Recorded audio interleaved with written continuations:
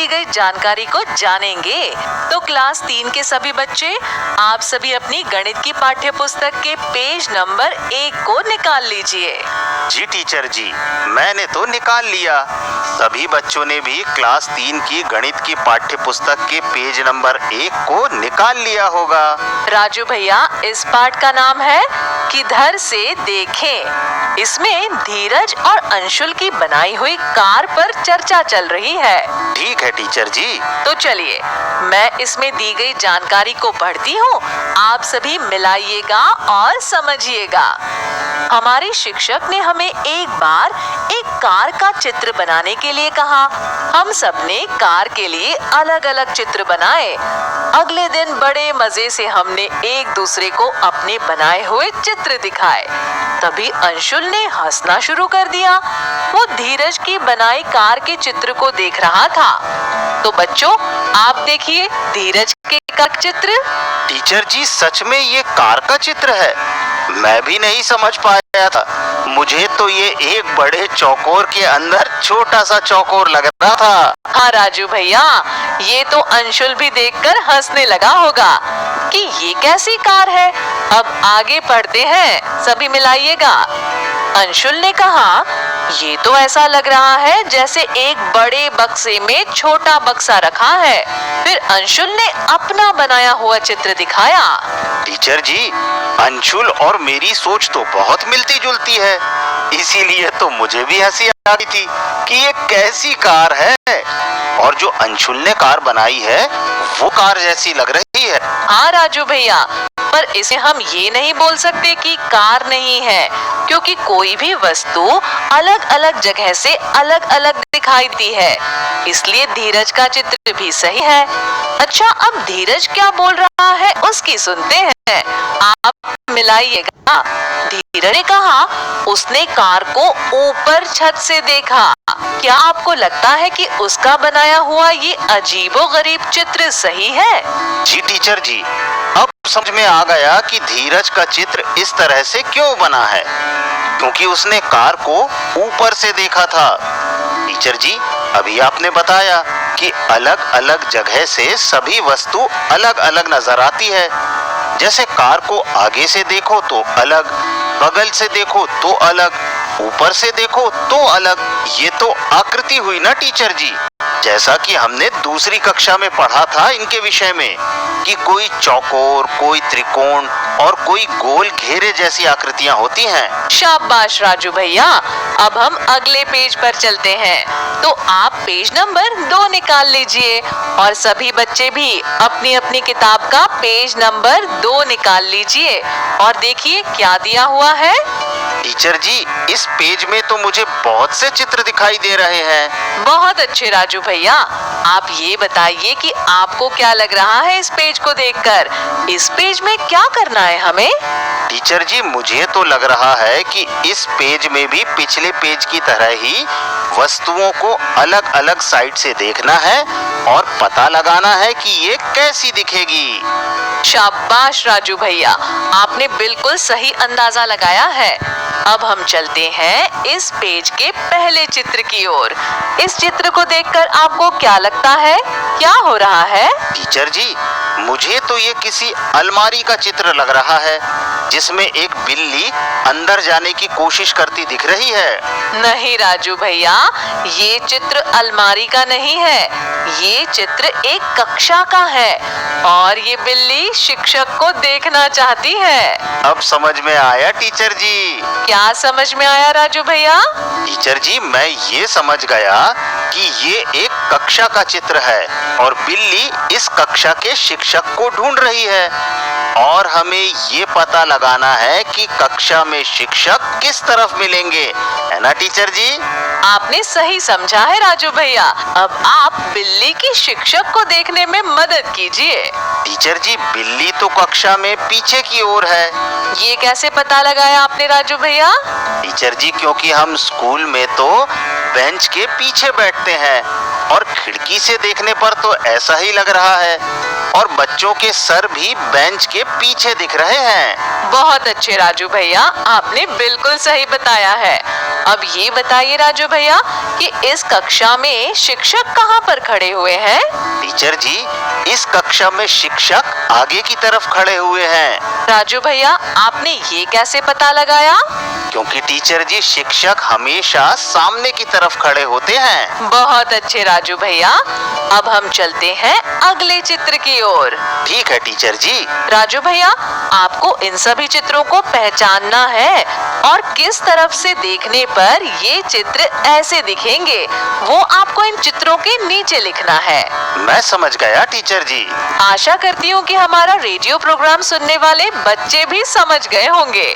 जी teacher जी। ठीक है राजू भैया, अब हम चलते हैं अगले चित्र की ओर। जी टीचर जी। इस चित्र में आपको क्या दिख रहा है राजू भैया? टीचर जी, ये चित्र तो मुझे ईंट की तरह आयताकार दिख रहा है। नहीं राजू भैया, ये आयताकार जरूर है, लेकिन ये चित्र ईंट का नहीं है। टीचर जी, फिर ये चित्र किस चीज का है? समझ में ही नहीं आ रहा। राजू भैया, ये चित्र मेज का है। अब आप ये बताइए कि किस तरह से देखने पर मेज का चित्र ऐसा दिखेगा? मेज को ऊपर से देखने पर ऐसा दिखेगा टीचर जी। शाबाश राजू भैया, आपने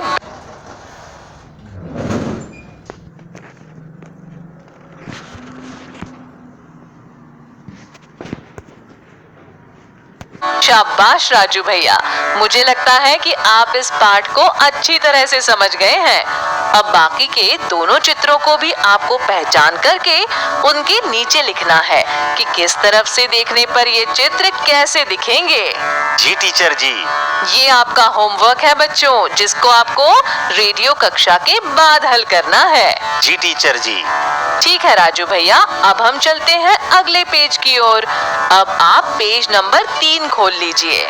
जी टीचर जी, मैंने पेज नंबर 3 खोल लिया है। आपने अपने घर पर रंगोली तो खूब बनाई होगी। टीचर जी, रंगोली बनाना तो मुझे बड़ा आसान और मजेदार लगता है। मैं तो बस कुछ गोल, कुछ चौकोर, कुछ तिकोन बना देता हूँ और लंबी लाइन खींच देता हूँ। लो, बन गई रंगोली। और मेरी माँ को रंगोली बहुत पसंद आती है टीचर जी। हाँ राजू भैया, रंगोली ऐसे ही कुछ आकारों को मिलाकर बनाई जाती है। इस पेज पर भी नीचे आप सभी इन बिंदुओं की सहायता से रंगोली बना सकते हैं। रंगोली बनाने के लिए अगर बिंदु बना लिए जाएं तो ये और भी आसान हो जाती है। जी टीचर जी, इन बिंदुओं से तो और भी जल्दी से रंगोली बना सकते हैं। हाँ राजू भैया, आपको दिख भी रहा होगा कि बिंदुओं में एक तरफ पहले से ही कुछ रंगोली बनाई गई है।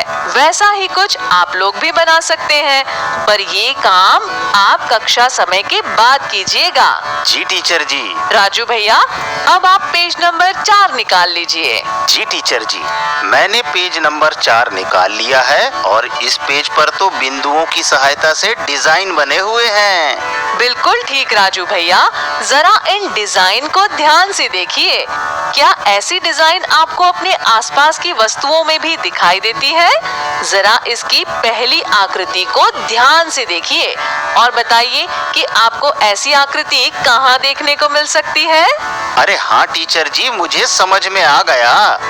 मैंने ऐसी आकृति तो अपनी छत की सीढ़ियों को जब मैं अपने कमरे से देखता हूँ ना, तब देखी है। वो ऐसी ही दिखती है। अरे वाह राजू भैया, बिल्कुल ठीक कहा आपने। ऐसी आकृति तो सीढ़ियों को जब दूसरी तरफ से देखते हैं तो दिखती है। जरा इसकी दूसरी आकृति को देखिए कि ये आकृति आपने और कहाँ देखी है? टीचर जी, ये दूसरी वाली आकृति तो मेरी पतंग के जैसी ही दिख रही है और मेरे खाना खाने की चौकी भी बिल्कुल ऐसी ही है। बिल्कुल ठीक कहा राजू भैया, ये आकृति आपके पतंग और चौकी जैसी ही है। आपको पता है, इस आकृति को हम चौकोर या वर्गाकार भी कहते हैं। जी टीचर जी, इसका मतलब मेरी पतंग, चौकी, बॉक्स, स्टूल, टाइल्स, ये सभी चौकोर या वर्गाकार हैं। हाँ राजू भैया, सही कहा आपने, ये सभी वर्गाकार हैं। अब आप पेज नंबर 5 को खोल लीजिए।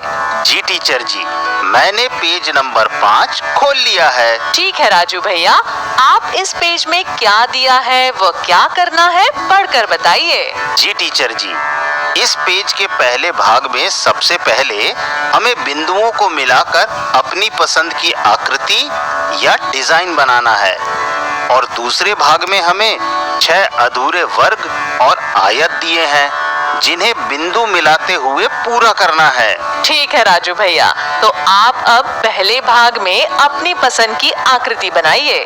जी टीचर जी, मैं सबसे पहले भाग में डिब्बे की आकृति बनाऊंगा। ठीक है राजू भैया, बनाइए।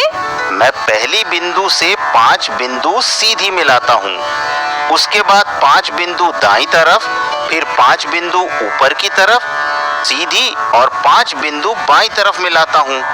इस तरह से मेरा डिब्बा बन गया टीचर जी। बहुत अच्छे राजू भैया, क्या आप बता सकते हैं कि आपके इस डिब्बे की आकृति को गणित में कौन सी आकृति कहते हैं? जी टीचर जी, इस आकृति को वर्ग कहते हैं क्योंकि मैंने इसकी सभी भुजाएं एक समान बनाई हैं। शाबाश राजू भैया, अब दूसरी आकृति बनाइए। जी टीचर जी, दूसरी आकृति के लिए मैं पहले 4 बिंदु सीधे मिलाकर 4 बिंदु दाईं तरफ और पहले बिंदु से 4 बिंदु आड़े मिलाकर त्रिकोणीय आकृति बनाऊंगा। ठीक है राजू भैया, अब आपको ये भाग समझ में आ गया है। आप अपनी पसंद की अन्य आकृतियां भी रेडियो की क्लास के बाद जरूर बनाइएगा। अब हम चलते हैं हमारे अगले पेज की तरफ। अब आप अपनी पुस्तक का पेज नंबर 6 खोलिए। आपने पुस्तक का पेज नंबर 6 खोल लिया ना? जी टीचर जी, हमने अपनी पुस्तक का पेज नंबर 6 खोल लिया। राजू भैया, आपको पेज नंबर 6 में क्या दिखाई दे रहा है? हमें पेज नंबर 6 पर बहुत सारी बिंदियां दिखाई दे रही हैं टीचर जी। अरे वाह राजू भैया, आपने बिल्कुल सही बताया है। अब आप एक आयत अर्थात चौकोर आकार का पेज लीजिए। जी टीचर जी, हमने एक आयत आकार का पेज ले लिया। बहुत शानदार बच्चों, अब एक आयत आकार पेज में बिंदुओं को मिलाकर 3 कोने वाली आकृति बनाइए। अब ये बताइए कि 3 कोने वाली आकृति को क्या कहते हैं? टीचर जी, 3 कोने वाली आकृति को त्रिभुज कहते हैं। वेरी गुड राजू भैया, अब 3 कोने वाली आकृति में बिंदुओं को मिलाकर उल्टा 3 कोने वाली आकृति बनाइए। हमने 3 कोने वाली आकृति में बिंदुओं को मिलाकर उल्टा 3 कोने वाली आकृति बना ली। अरे, ये तो तारा है टीचर जी। बहुत अच्छे राजू भैया, आपने तो बिल्कुल सही बताया है। आपको बिंदुओं से बिंदुओं को मिलाने की गतिविधि कैसी लगी? बहुत अच्छी लगी टीचर जी। ठीक है राजू भैया, इसी के साथ आज की हमारी गणित की कक्षा यहीं खत्म होती है। अगले पीरियड में कक्षा 3 के ही बच्चों के साथ पर्यावरण अध्ययन की पढ़ाई करेंगे।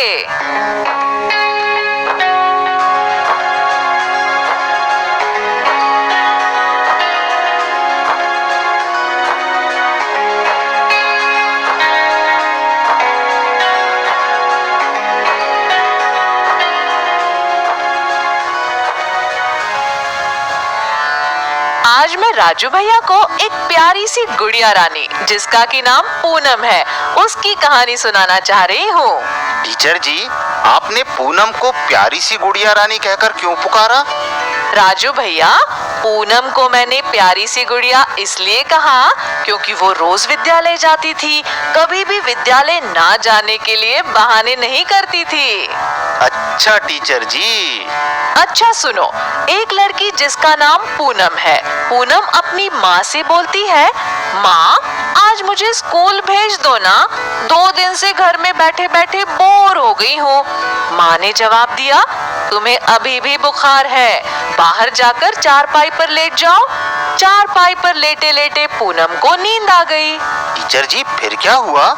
आगे की कहानी बताइए ना, जल्दी सुनाइए टीचर जी प्लीज। हाँ राजू भैया, बताती हूँ। चारपाई पर लेटे लेटे पूनम को नींद आ गई। अचानक उसके चेहरे पर कुछ गिरा, वो हड़बड़ा कर उठी। उसने अपने गाल पर हाथ लगाया। उफ, ये किसकी शरारत है, कबूतर की या कौवे की? पूनम की माँ बोलती है कि कौवे की ही लगती है। राजू भैया, पूनम अपने आसपास के लोगों और चीजों को देखकर, समझकर बहुत कुछ सीखती है। राजू भैया, हम कक्षा के बाहर की दुनिया का अवलोकन पूनम को करवाएंगे। टीचर जी, पूनम के गाल पर कौवे ने बीट कर दी थी। फिर क्या किया पूनम ने? जमीन से पूनम ने एक पत्ता उठाया और बीट को पोंछा। गाल अभी भी चिपचिपा था। उसने सोचा, सामने तालाब में धो आती हूँ। राजू भैया, आप बताइए, पूनम ने? टीचर जी, एक उदाहरण से बताइए ना सारणी क्या होती है। हाँ राजू भैया, आप ध्यान से देखिए, मैं एक उदाहरण देकर आपको समझाती हूँ। आपने भी बहुत सारे जानवर देखे होंगे। उनमें से कौन कौन से जानवर उड़ते हैं? कुछ उड़ते हैं, उनके नाम लिखिए। कुछ रेंगते हैं, उनके नाम लिखिए। कुछ चलते हैं, उनके नाम लिखिए। कुछ फुदकते हैं, उनके नाम लिखिए। कुछ पंख वाले हैं, उनके नाम लिखिए। कुछ पैर वाले हैं, उनके नाम लिखिए। कुछ पूंछ वाले हैं। ऐसे सभी के नाम सारणी में लिखते जाइए। जानवर अलग अलग जगह रहते हैं। कुछ पेड़ पर रहते हैं, तो कुछ जमीन पर रहते हैं, तो कुछ उसके नीचे, कुछ तो हमारे घरों में भी रहते हैं। जानवर और उनकी नकल करने में सभी बच्चों को बहुत आनंद आता है। जानवरों की विविधता देखकर उनके अलग अलग समूह बनाने से ही वर्गीकरण की शुरुआत होती है। टीचर जी, ये वर्गीकरण क्या होता है? ये शब्द मैंने पहली बार सुना है। राजू भैया, अलग अलग तरह के जानवर होते हैं, जैसा कि ऊपर वाली। मैं समझ गया। अच्छा राजू भैया, मेरे साथ आप कुछ खेल खेलेंगे? जी टीचर जी, मुझे तो खेल खेलने में बहुत ही मजा आता है। राजू भैया, मेरे पास रंगों का डिब्बा है, जिसमें हर तरह के रंगों की पेंसिल है। टीचर जी, क्या हम पेंटिंग करने वाले हैं? ऐसा ही कुछ समझ लो। टीचर जी, प्लीज बताइए ना। मेरे पास कुछ चित्रों के पोस्टर रखे हुए हैं। इन पोस्टरों में जानवरों के चित्र बने हुए हैं।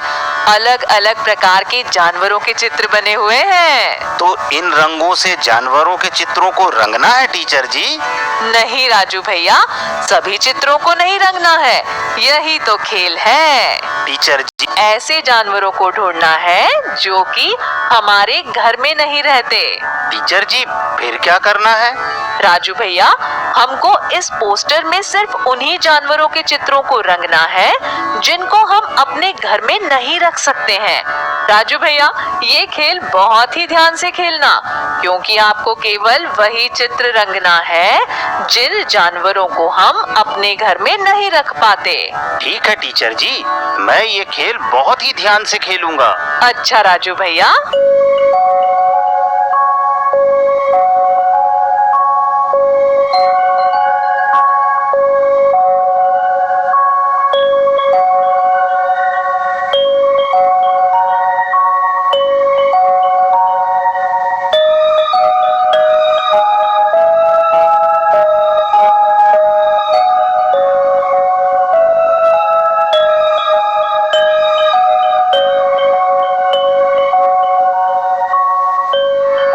टीचर जी, इस खेल में तो मजा आ गया। अच्छा राजू भैया, एक खेल और खेलेंगे क्या? जी टीचर जी, जरूर खेलूंगा। पिछले वाले खेल में तो मुझे बहुत मजा आया। अब और खेल बताइए, मुझे तो अब आनंद आ रहा है। लेकिन राजू भैया, अब जो मैं खेल बता रही हूँ वो मस्तिष्क का खेल है। टीचर जी, मैं मस्तिष्क का खेल खेलने के लिए भी तैयार हूँ। राजू भैया, पक्का तैयार हैं आप?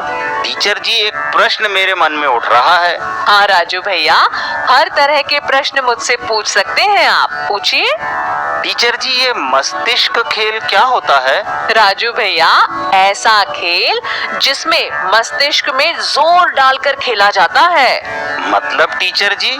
ऐसा खेल जिसमें हाथों से अधिक मस्तिष्क का इस्तेमाल किया जाता है। अच्छा टीचर जी, चलिए मुझे खेल के नियम भी बता दीजिए, मैं अपने आप समझ जाऊंगा। ठीक है राजू भैया, ध्यान से सुनिए। मैं कुछ पहेलियां पूछूंगी, आपको मस्तिष्क का इस्तेमाल करके पहेलियों के उत्तर ढूंढकर बताना होगा। अच्छा टीचर जी, आप पहेलियां पूछिए। पहली पहेली, छत पर बैठकर केला खाऊं, इधर उधर मैं कूद लगाऊं। टीचर जी, इस पहेली का उत्तर तो बहुत ही आसान है। इसका उत्तर है बंदर। वाह। अब दूसरी पहेली, दीवारों पर जाल बनाऊं जिसमें कीड़ों को फंसाऊं। टीचर जी, इसका उत्तर है मकड़ी।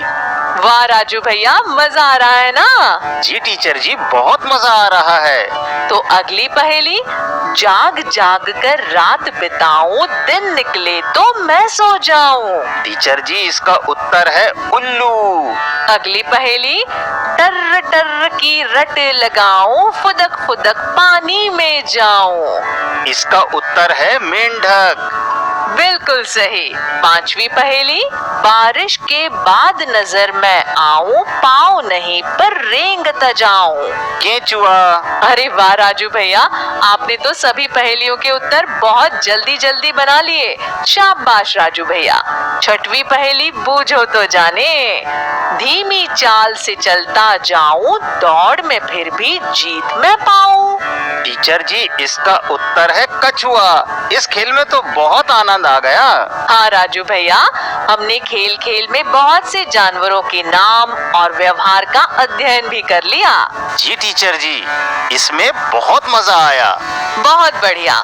बच्चों, अब आज की कक्षा हम यहीं समाप्त करते हैं।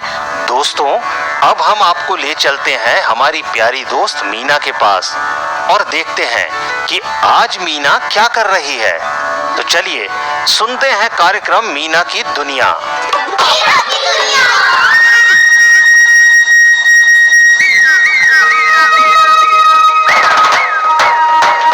नमस्ते दोस्तों, कल बड़ा मजा आया। मैं रात को अपने कमरे में एक किताब पढ़ रहा था कि अचानक बिजली चल गई। मैं मोमबत्ती लाने के लिए उठा, तभी पीछे से मेरा कुर्ता किसी ने पकड़ लिया। मैं तो डर के मारे चिल्ला पड़ा, भूत भूत। इतने में बिजली आ गई और मैंने देखा कि मेरा कुर्ता एक कील में अटक गया था। फिर अपनी बहन जी की बात याद आई कि अरे भूत भूत कुछ नहीं होता। खैर, ये तो हुई मेरी बात, लेकिन ये मीना है कहाँ? लो, मीना भी अपने घर में मेरी तरह एक किताब पढ़ रही है। समय बहुत ही मूल्यवान है, चला गया जो समय लौटकर कभी नहीं फिर आता है। तुम हमेशा यही करते हो। हाँ, करता हूँ तो करता हूँ।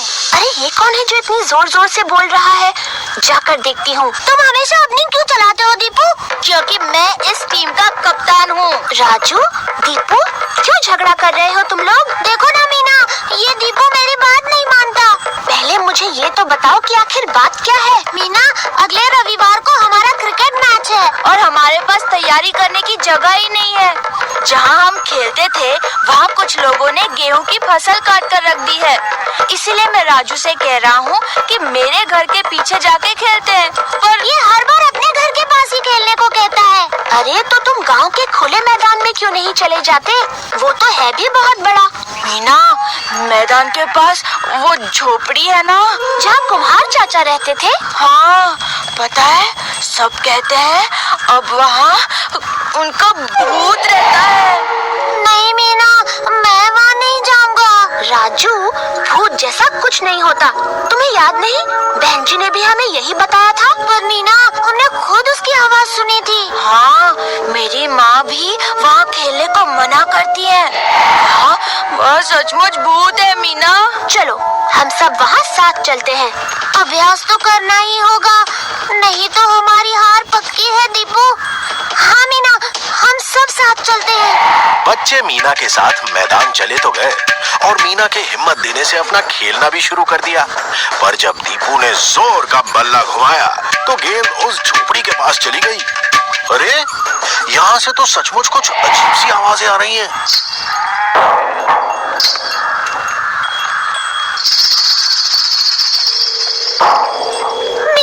मैंने कहा था ना, सच में भूत है। चलो चलो सब। अरे रुको, राजू, दीपू, तुम सब आओ मेरे साथ। तुम सब आओ मेरे साथ। डरने की नहीं कोई बात। नहीं नहीं नहीं मीना, हम तो घर जा रहे हैं। हमें नहीं जाना कहीं भी। दीपू, मैंने कहा ना, भूत जैसा कुछ नहीं होता। अच्छा तुम सब यही रुको, मैं अंदर जाती हूँ। चलो मिट्ठू। भाई वाह, अपनी मीना है बहुत हिम्मत वाली। लो, मीना तो मिट्ठू के साथ उस झोपड़ी में चली गई। अरे ये क्या, किसी ने जोर से गेंद बाहर फेंक दी। गेंद मीना के सर के ऊपर से गई और खुद को बचाने के चक्कर में मीना गिर पड़ी। और उसी वक्त किसी ने उसके कंधे पे हाथ रखा। उठो, तुम? ये गेंद तुमने फेंकी है? हाँ, मेरा नाम सीमा है। हम लोग कुछ दिन पहले ही पास वाले गांव से यहाँ रहने आए हैं। मेरा घर यही पास में है। लेकिन तुम यहाँ क्या कर रही हो सीमा? ये आवाज कैसी है सीमा? अंदर कौन है? कौन है? कौन है वहाँ? मैं जरा अंदर जाके देखती हूँ। अरे ये तो एक गाय है और इसके गले में बंधे ये घुंघरू और ये कनस्तर जिसमें इसका चारा है। ओह, अब समझी, तो ये है भूत की आवाज। हाँ, और इस आवाज को भूत की आवाज समझकर जब सब डरते हैं तो मुझे बड़ा मजा आता है। पर किसी के डरने पर हंसना तो अच्छी बात नहीं है सीमा। और ये गाय तो सरपंच जी की है ना? ये तो खो गई थी। लो, जिसे बच्चे भूत समझ के डर रहे थे वो तो गाय निकली। मगर ये दीपू, राजू और बाकी बच्चे बाहर कर क्या रहे हैं? आओ देखते हैं। मीना ने भूत से बॉल तो छुड़वा ली, पर मीना अभी तक बाहर क्यों नहीं आई? कहीं भूत ने उसे... चलो अंदर चलते हैं। मीना, तुम ठीक तो हो ना? और ये कौन है? ये सीमा है, गांव में नई नई आई है, यही पास में रहती है। और दीपू, राजू, वो रहा तुम्हारा भूत। भूत? ये तो गाय है और इसके गले में ये घुंघरू और कनस्तर। हाँ, जब ये घुंघरू इस चारे के कनस्तर से टकराते थे तो तुम सब उसको समझते थे भूत की आवाज। भूत की आवाज? आज कोई नहीं आवाज। अब तो हम रोज यही आके खेला करेंगे। और मीना, तुम भी हमारी टीम में खेलो ना। गेंद तो खूब जोर की फेंकती हो तुम। वो गेंद मैंने नहीं दीपू, सीमा ने फेंकी थी। टीम में रखना है तो सीमा को रखो। ओह, सीमा, तुम खेलोगी हमारी टीम में? हाँ, जरूर खेलूंगी। लेकिन सीमा, तुम यहाँ इस झोपड़ी में गाय के साथ? मैं इसका दूध पीना आती हूँ दीपू। मुझे दूध बहुत अच्छा लगता है। पुराने गांव में तो हमारे पड़ोसी की गाय थी, माँ उसका दूध लाकर पिलाती थी। लेकिन यहाँ हम नए हैं ना, फिर एक दिन मैंने यहाँ ये गाय देखी, तब से मैं रोज इसे चारा देने आती हूँ और मजे से इसका दूध भी पीती हूँ। दूध तो सबको पीना चाहिए क्योंकि उसमें कैल्शियम होता है। बहन जी ने बताया था ना, इससे हमारी हड्डियाँ मजबूत होती हैं। चलो, अब सबसे पहले सरपंच जी को उनकी गाय के बारे में बताते हैं। वो कब से इसके लिए परेशान है, ठीक है ना सीमा? हाँ मीना, तुम ठीक कहती हो। मुझे नहीं पता था कि ये सरपंच जी की गाय है, नहीं तो मैं पहले ही इसे उनके पास छोड़ आती। हेलो मोटो। उस दिन सब बच्चे सरपंच जी की गाय वापस करने गए। अपनी गाय को देखकर सरपंच जी बहुत खुश हुए और फिर वो रविवार को बच्चों का मैच देखने भी आए। मैच उस दिन दीपू की टीम ने जीता और जीत के बाद बहन जी ने बच्चों से कहा, हमें आज का मैच देखकर बहुत खुशी हुई बच्चों, और सबसे ज्यादा खुशी हुई सीमा का प्रदर्शन देखकर। कितनी अच्छी गेंद फेंकती हो तुम, और सुना है कि तुम खूब दूध पीती हो। हाँ बहन जी, रोज, दिन में कम से कम 2 बार। देखा बच्चों, जब हमारे शरीर को सही खाना और कैल्शियम मिलता है तो हम तंदुरुस्त तो रहते ही हैं, साथ ही हमारी हड्डियां भी मजबूत होती हैं और हम पढ़ाई, खेलकूद सब में आगे भी रहते हैं। और ये कैल्शियम हमें मिलता है दूध और दूध से बनी चीजों से। भाई बच्चों, बहुत बढ़िया मैच जीता तुमने। आज हमारी होनहार टीम के हर बच्चे को 1 गिलास दूध मेरी तरफ से मिलेगा। तो देखा दोस्तों, कैसे मीना की हिम्मत और सूझबूझ से भूत का डर खत्म हुआ। हेलो मोटो। चलो